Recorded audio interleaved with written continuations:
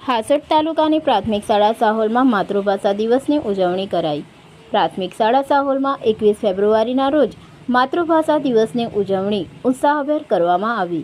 કાર્યક્રમમાં ધોરણ 1 થી 8ના વિદ્યાર્થીઓએ ઉત્સાહપૂર્વક ભાગ લીધો હતો। કાર્યક્રમની શરૂઆત પ્રાર્થના, ભજન, ધૂનથી કરવામાં આવી।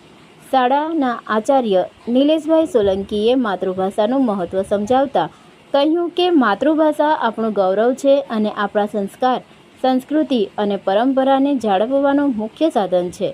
કાર્યક્રમ દરમિયાન વિવિધ પ્રવૃત્તિઓનું આયોજન કરવામાં આવ્યું હતું। ધોરણ બાલવાટિકાથી 8ના વિદ્યાર્થીઓએ કાવ્યો અને બાળગીતો, ભજનો રજૂ કર્યા હતા।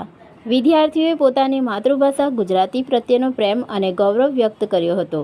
શ્રેષ્ઠ પ્રદર્શન કરનાર વિદ્યાર્થીઓને પ્રોત્સાહિત કરવામાં આવ્યા હતા। કાર્યક્રમના અંતે રાષ્ટ્રગીત સાથે ઉજવણી પૂર્ણ કરવામાં આવી હતી।